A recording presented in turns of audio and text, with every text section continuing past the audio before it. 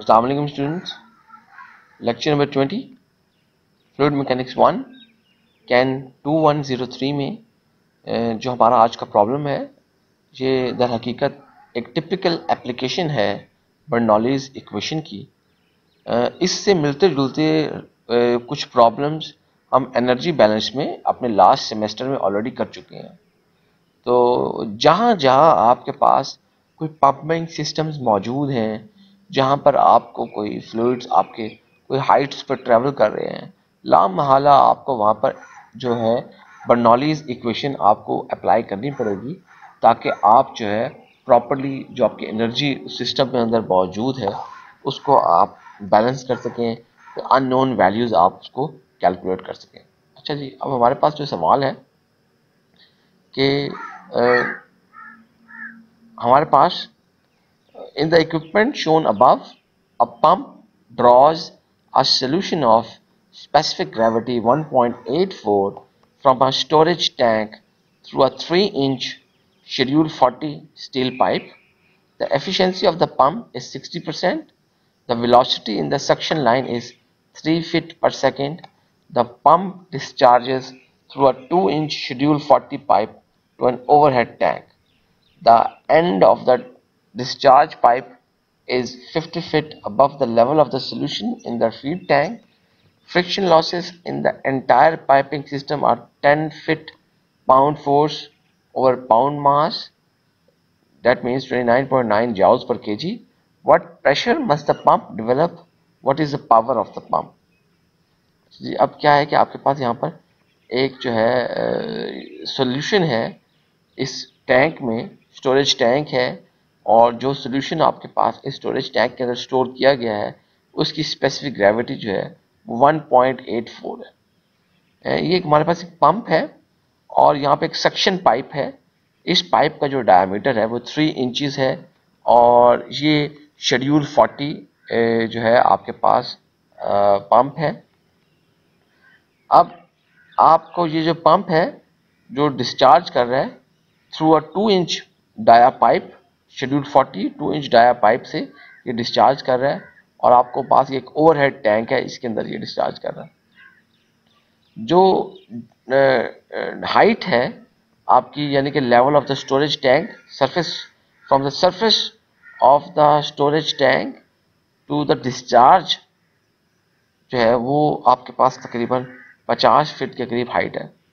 ये जो पंप है, इस पंप की जो एफिशिएंसी है ये 60% है और जो आपके पास फ्रिक्शनल लॉसेस हैं इस सारी की सारी पाइपिंग में, यानी कि यहाँ से लेकर आप इस सारी की सारी जो पाइपिंग के अंदर जो फ्रिक्शनल लॉसेस हैं वो फ्रिक्शनल लॉसेस जो हैं हमारे पास 10 फीट पाउंड फोर्स पर पाउंड मास है। हमने बहकीकत ये मालूम करना है, ये सारा काम करने के लिए जब आपके पास इस सॉल्यूशन को जिसकी स्पेसिफिक ग्रेविटी 1.84 है, इसको इस स्टोरेज टैंक से इस ओवरहेड टैंक तक पहुंचाने के लिए पंप को कितना प्रेशर जो है वो डेवलप करना पड़ेगा। इसके साथ साथ हमें यह भी मालूम करना पड़ेगा कि पंप की कितनी पावर रिक्वायर्ड होगी, क्या पावर होनी चाहिए पंप की, ये जो रिक्वायर्ड प्रेशर है इसको डेवलप करने के लिए। सवाल में डाटा क्या गिवन है, स्पेसिफिक ग्रेविटी है आपके पास 1.84, जो सक्शन पाइप है उसका जो नॉमिनल डायमीटर है वो 3 इंचेस है और शेड्यूल 40 स्टील पाइप है। अच्छा, अब ये स्टेटमेंट में नॉमिनल डायमीटर का वर्ड गिवन नहीं था, लेकिन आपको पता है कि जब उसने 3 इंचेस बता दिया, शेड्यूल 40 बता दिया, अब आपको ऑब्वियसली वो जो आपको टेबल है वो आपको उस टेबल को यूज़ करना पड़ेगा पाइपिंग डाटा का, और जहाँ से आपने स्टील पाइप्स के लिए जो वेट्स वगैरह और जो क्रॉस सेक्शन एरिया डाया वगैरह मौजूद होते हैं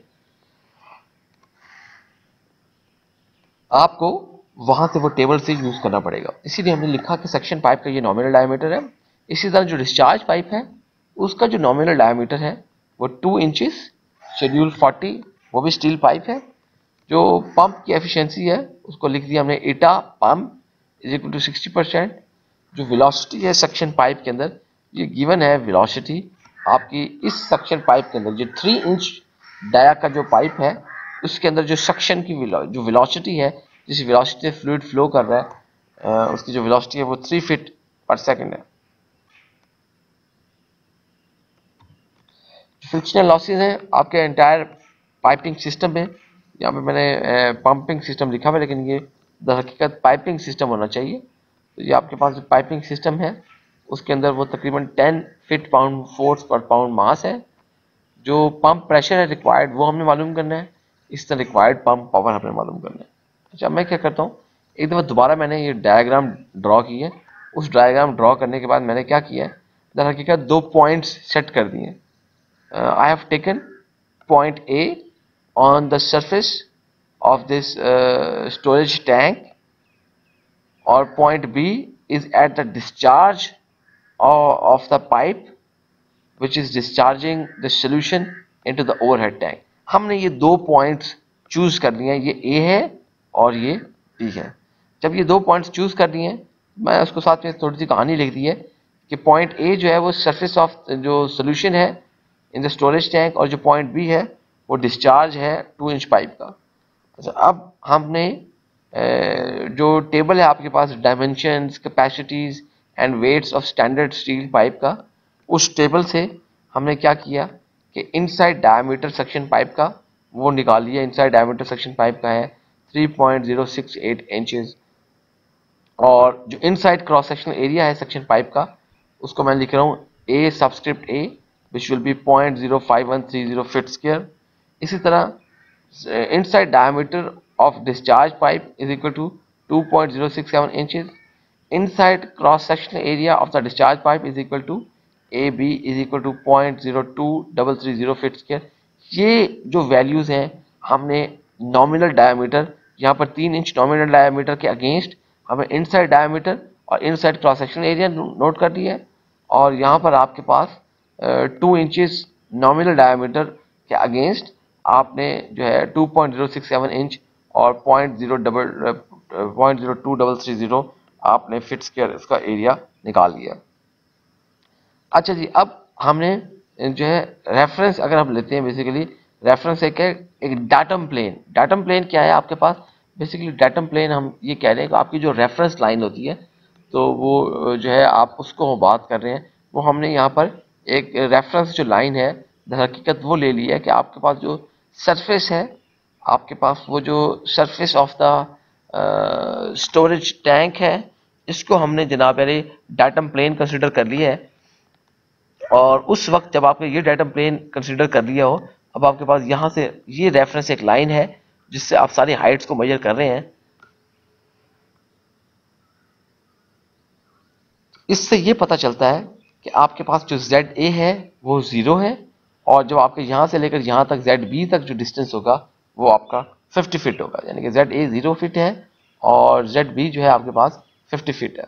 अच्छा अब ये देखिए आपके पास ये दोनों जो पॉइंट्स हैं, बेसिकली पॉइंट A और point B, they are both open to the atmosphere, which means कि at the both points A and B there will be atmospheric pressure। मतलब कि pressure at point A PA is equal to pressure at point B which is PB is equal to 1 atm। इसको आप किस तरीके से लिख देंगे कि PA is equal to PB is equal to 1 atm। अच्छा अब देखिए हमारे पास ये जो सोल्यूशन है उसकी जिसकी स्पेसिफिक ग्रेविटी 1.84 है, इसी सोल्यूशन को आप पंप कर रहे हैं टू द ओवरहेड टैंक। अब इसका मतलब क्या है कि आपके पास जो डेंसिटी है एट द, और ये आपके पास सोल्यूशन है, सोल्यूशन मतलब लिक्विड है, and it will be an incompressible fluid, और मतलब इसकी जो डेंसिटी है वो वेरी नहीं करेगी, चेंज नहीं करेगी। तो आपके पास the density at point A will be equal to the density at point B, which means rho A is equal to rho B. अच्छा अब देखिए हमारे पास अगर मैं इस तरह कुछ लिखता हूं पी ए ओवर रो ए, इसका मतलब है कि जो P A over rho A will be equal to the P A over rho B, because these values are same. इसका मतलब है कि वो उनके दरमियान में अगर जो रिलेशनशिप होगी वो भी सेम होगी।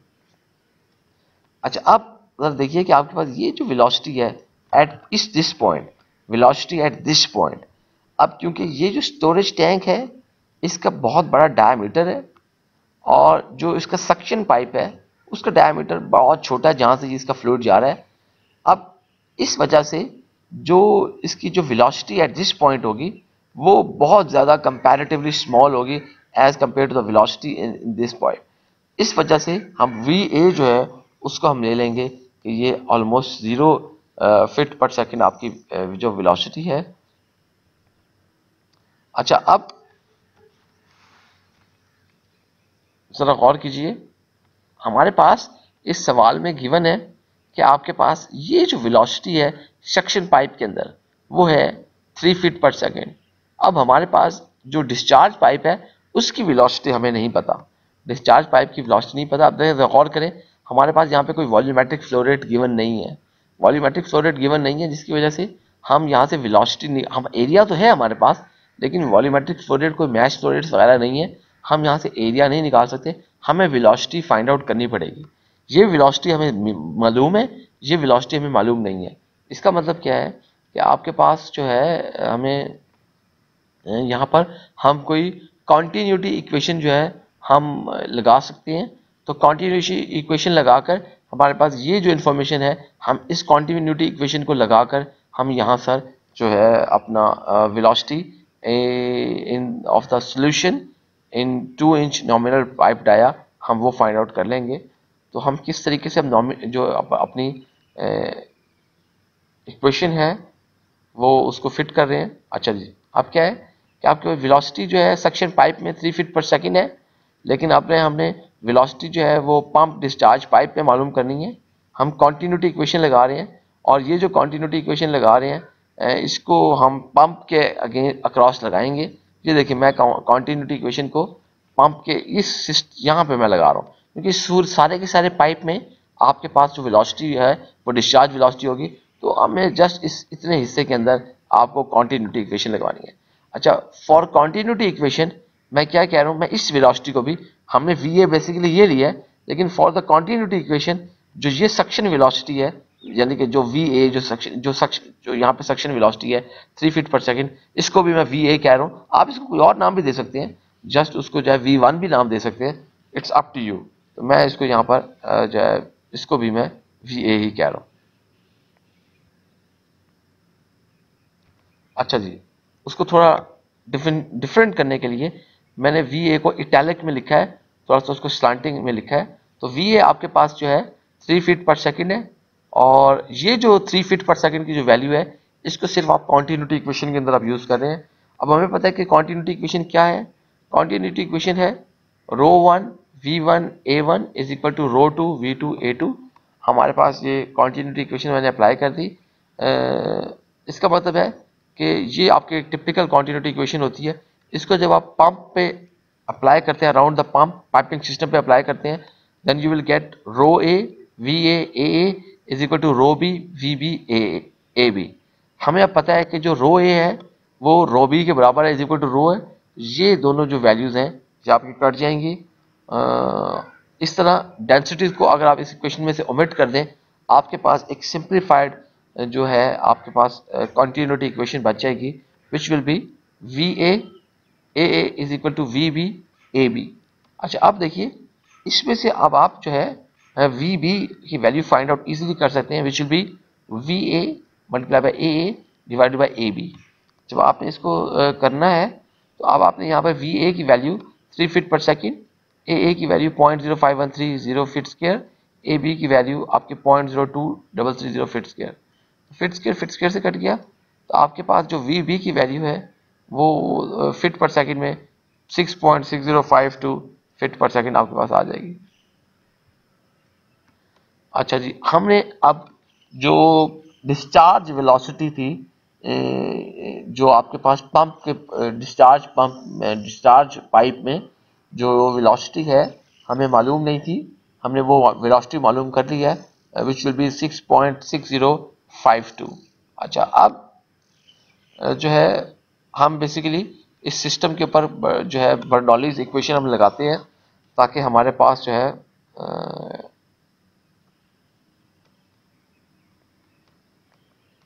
बेसिकली हम बर्नौलीज इक्वेशन लगाते हैं और इसको हम फर्दर प्रोसीड करते हैं। अच्छा, अब हमें बर्नौलीज इक्वेशन जो है फ्रिक्शनल लॉसेस के लिए हमें पता है वो क्या इक्वेशन होती है कि जी Z A over G sub C plus V A square over 2 G sub C plus P A over rho A plus W is equal to G Z B over G sub C plus V square B over 2 G sub C plus P B over rho B plus F. ये आपको Bernoulli's equation पता है। अच्छा, अब जो आपके पास mechanical energy pump supply कर रहा है उसको अगर आप जो है इसको अगर हम W से हम जो यानी कि वर्क डन किया जा रहा है सिस्टम के ऊपर, this work is being done by the pump, therefore we are representing it with W। अच्छा जी, अब हमारे पास जो पंप की एफिशिएंसी है वो 60% दी हुई है। तो इसका मतलब है कि इस 60% एफिशिएंसी को आपको पंप जो W है उसके साथ जरूर मल्टीप्लाई करना चाहिए। दूसरा, हमें पता है कि जो ZA है वो 0 फिट है और इस इक्वेशन में जो जो VA है वो भी आपके पास 0 फिट था। इसका मतलब है कि आप ये वाली टर्म और ये वाली टर्म, क्योंकि ये 0 है, आप इन दोनों टर्म्स को इस इक्वेशन में से जो है आप निकाल सकते हैं। इसी तरह PA over rho A was equal to PB over rho V, ये दोनों टर्म्स भी आप ओमिट कर सकते हैं। बाकी आपके पास क्या बच जाएगा इस सिंप्लीफाइड थर्ड इक्वेशन के अंदर, हम देखते हैं कि क्या बचेगा। वी विल गेट, हमने 0.6 को मल्टीप्लाई कर दिया W के साथ, 0.6 multiply by W is equal to G Z B over G sub C plus V square B over 2 G sub C plus F. ये हमारे पास थोड़ा सा बच गया है। इसको फर्दर अब हम वैल्यूज पुट कर लेते हैं ताकि हम इसको जो है फर्दर अपने रिजल्ट की तरफ जा सके। तो 0.6 W इक्वल्स जी की वैल्यू पुट कर दी 32.2 फीट पर second square, Z B 50 feet की वैल्यू पुट कर दी, जी सब सी की वैल्यू पुट कर दी 32.2 feet pound mass over pound force into second square, plus यहाँ पर वी स्क्वायर बी जो है वी वो 6.6052 स्क्वायर था फिट पर सेकंड स्क्वायर, वो हमने उसकी वैल्यू लगा ली यहाँ पर 2 into 32.2 feet pound mass over pound force into second square, और एफ की जो वैल्यू थी 10 feet pound force over pound mass. तो अब आप देखिए कि हमारे पास ये जो 32.2 फिट है ये इस 32.2 फिट से कैंसिल हो गया, ये सेकंड स्क्वायर से कैंसिल हो गया, इसी तरह ये सेकंड स्क्वायर इस सेकंड स्क्वायर से कैंसिल हो गया, ये फिट इस स्क्वायर से कैंसिल हो गया।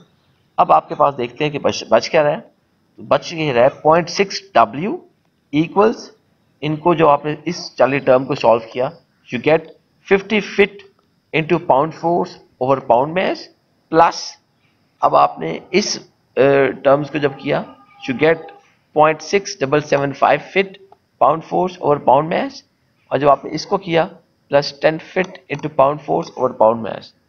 अब आपके पास इन तीनों चीज़ों को अब आपने जब जमा किया तो you get 60.6775 fit pound force over pound mass, हमारे पास ये आ गया। इससे हम देख सकते हैं कि जो W है, W की क्या वैल्यू आएगी, W की जो वैल्यू आएगी वो 60.6775 फिट पाउंड फोर्स, और आपने 0.6 को उसके नीचे ले गए हैं, तो आपके पास जो W की वैल्यू आ गई है, the W value will be 101.1292 feet pound force over pound mash.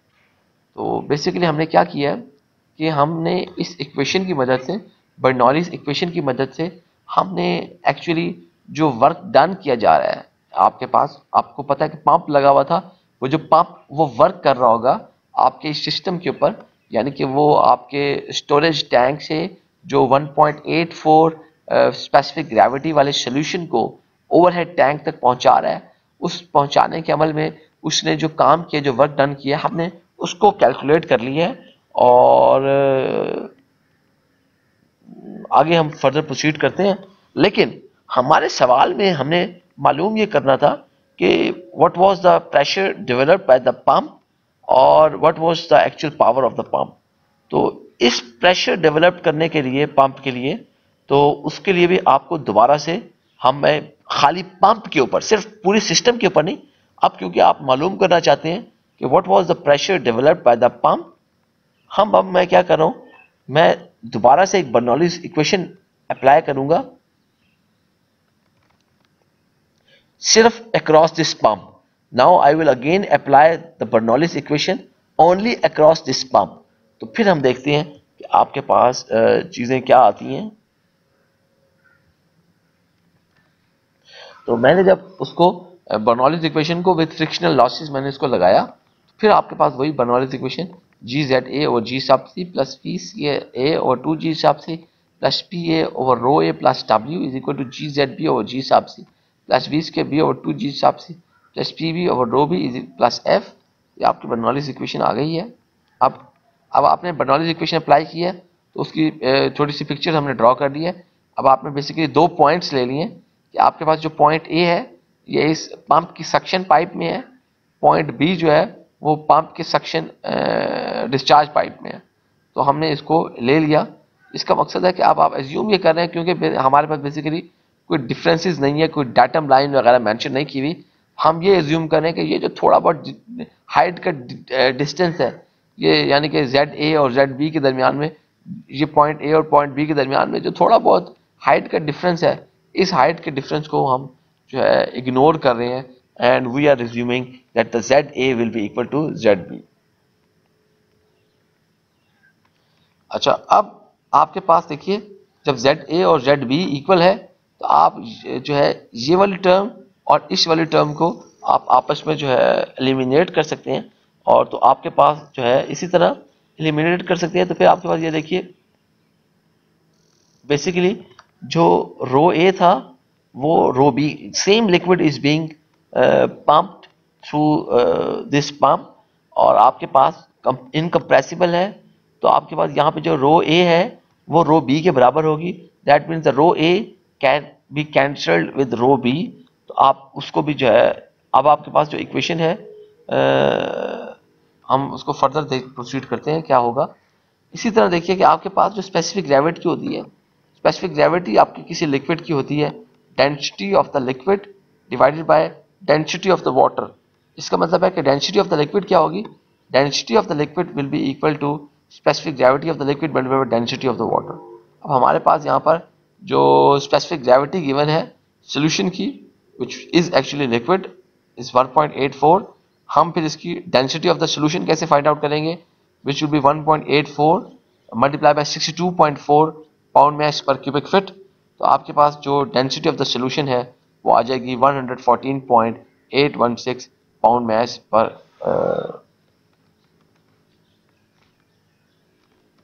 Cubic feet. अच्छा जी, अब हमारे पास जो एफिशिएंसी ऑफ द पंप है अगेन इट इज 60% और इस एफिशिएंसी को भी हम W के साथ हमें उसको जो है हमें इसको लगाना चाहिए। और इसी तरह आपके पास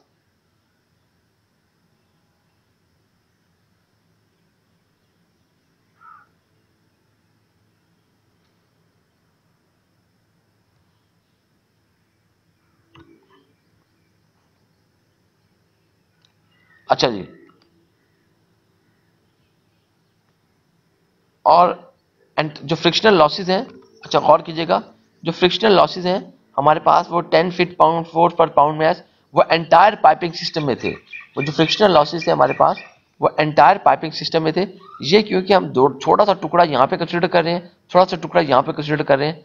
मतलब ये है कि हम इन फ्रिक्शनल लॉसेस को इग्नोर कर सकते हैं क्योंकि थोड़ा सा टुकड़ा यहाँ पर है, थोड़ा सा टुकड़ा यहाँ पर है। हम इन फ्रिक्शनल लॉसेस को हम इग्नोर कर सकते हैं। जब आप इन फ्रिक्शनल लॉसेस को इग्नोर कर देंगे इसका मतलब है कि आपके पास एफ की कोई टर्म नहीं होगी। एफ की कोई जब टर्म नहीं होगी तो आप, एक मिनट हम कहाँ पर थे, तो फ्रिक्शन लॉसेस को निगलेक्ट किया जा सकता है। अब आपकी जो इक्वेशन नंबर 4 है वो जब रिड्यूस हुई है, equation number 4 will now be V square A over 2g sub C plus P A over rho plus 0.6 into W is equal to V square B over 2 into G sub C plus P B over rho. हमारे पास ये आ गया है। अब हमने इस equation को रीअरेंज कर दिया, थोड़ा सा रीअरेंज इस तरह किया है कि we square A over 2g sub सी के साथ माइनस कर दिया we square B over 2g sub सी, इसको इस तरफ ले गए हैं और plus 0.6 into W is equal to P B over rho minus P A over rho को उस तरफ ले गए हैं। इसी तरह हमारे पास यहाँ पर जो है, अब आप मैंने इसको 2g सब सी इसको दोबारा रीअरेंज कर लिया, P B over rho minus P over rho is equal to V square over 2g sub C minus V square B over 2g sub C plus 0.6 into W. इसको जब आपने किया तो अब आपने इसकी एलसीएम ले लिया, तो रो यहाँ से कॉमन आ गया, तो P B minus P A is equal to, इसी तरह 2g हिसाब से V square A minus V square B plus 0.6 into W. अब हमने इसमें से इक्वेशन की जो वैल्यूज है हमने वो वैल्यूज पुट कर दी हैं। जब आपने वैल्यूज पुट की हैं तो यहाँ पे P B minus P A over rho is equal to, अब वी स्क्र ए वो 3 स्क्र है माइनस 6.06052 का स्क्र और फिट स्क्र पर सेकंड स्क्र यहाँ पे आ गया। अच्छा जी, 2g हिसाब से 2 into 32.2 feet pound mass over pound force into second square plus 0.6 into 101.129 two feet pound force बटा पाउंड मैच आ गया। अब ये सेकंड स्क्वायर इस सेकंड स्क्वायर से कट गया, ये फिट इस पावर से कट गया, तो अब आपके पास जो बाकी चीजें बच गई हैं P B minus P A over rho is equal to, इनमें को जब माइनस कर दिया तो आपके पास minus 0.5377 foot pound force over pound mass plus ये आ गया आपके पास 60.6775 फिट पाउंड फोर्स बटा पाउंड मैच आ गया। P B minus P A over rho जो है आपके पास आ गया 60.1398। आपके पास यहाँ पर इसको हमने जो है बेसिकली क्या किया है कि इन दोनों को जब ऐड अप कर लिया है तो 60.1398 फिट पाउंड फोर्स बटा पाउंड मैच आ गया। P B minus P A को अब आपने डेंसिटी के साथ इस डेंसिटी को इस तरफ ले गए हैं, तो P B minus P A is equal to 60.138 feet pound force बटा पाउंड मैच और डेंसिटी 114.816 पाउंड मैच पर क्यूबिक फिट है। तो उसके बाद हमें पता है कि 1 feet square is equal to 12 square inch square और हमें पता है 1 पाउंड फोर्स पर inch square is equal to 1 psi। तो आपने ये पाउंड मैच इस पाउंड मैच से काट दिया, ये पाउंड फोर्स इस पाउंड फोर्स से काट दिया, ये जो फिट स्क्वायर है आपने इस पावर से काट दिया और ये आपका इंच स्क्वायर आपका इस इंच स्क्वायर से कट गया, सिंगल फिट आपका इस सिंगल फिट से कट गया, बाकी आपके पास psi बच गया। तो P B minus P A is equal to 47.964 psi है।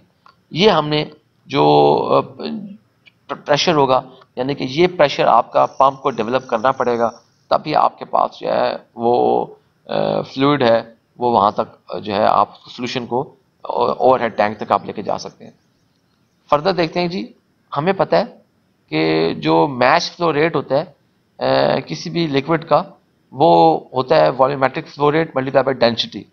अच्छा, अब वॉल्यूमेट्रिक फ्लो रेट किसके बराबर होता है? बेसिकली वॉल्यूमेट्रिक फ्लो रेट होता है आपका जो वेलोसिटी है फ्लूइड की और multiply by the cross sectional area of the pipe through which the velocity of the fluid is flowing. तो इसका मकसद है कि अब आप ये जो चीज़ है इसको इस जगह पे पुट कर सकती हैं। तो मैच फ्लो रेट क्या हो जाएगा?